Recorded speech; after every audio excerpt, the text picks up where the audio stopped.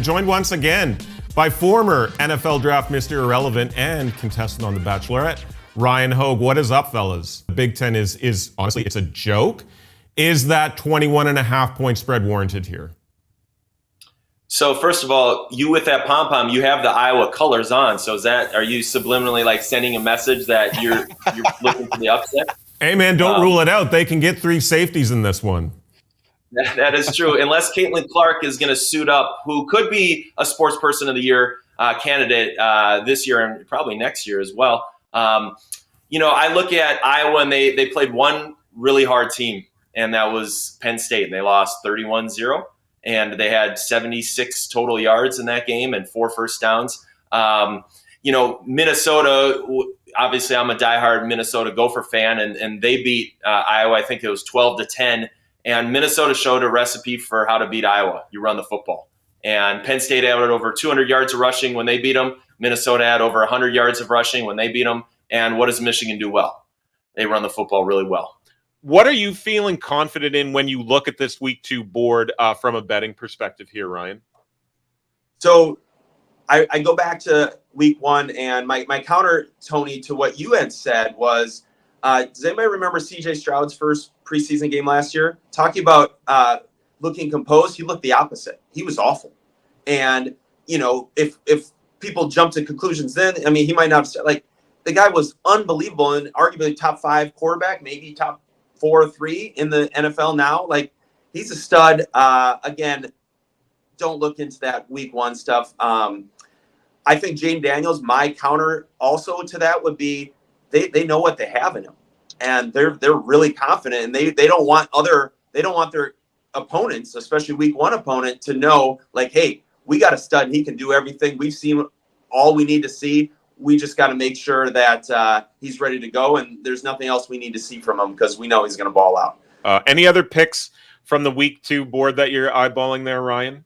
Yeah, a couple. I'm looking at the Tampa Bay Jacksonville game. Jacksonville looked really, really good against Kansas City. But from my experience and just history kind of repeating itself, anytime a team looks really good in week 1, they feel really good about things. Hey, we saw what we needed to see. Oftentimes they put the brakes on a little bit in week 2, and they might pull some of those starters. Usually, you ascend in terms of how much playing time as a starter. I could see Jacksonville kind of pumping the brakes on it a little bit. So I like Tampa Bay to cover in that game. Chargers, Rams, I'm a big Jim Harbaugh fan. I always have been. And but they made Iowa Hawkeyes offense look like it was, a super powered offense. I know that Harbaugh wants to play 12 personnel, 22 personnel, and just smash mouth. And how about parlays? Very popular in this current age of sports betting. What about parlays?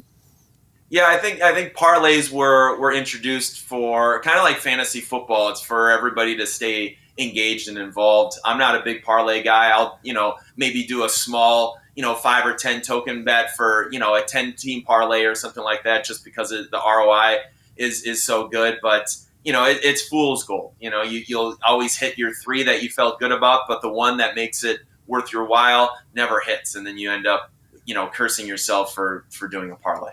One thing that has surfaced in the wake of last night's game, and Ryan, you alluded to it, what's your opinion on the hip drop tackle that's been going around? It claimed another victim. What's your take on this? Dirty or not?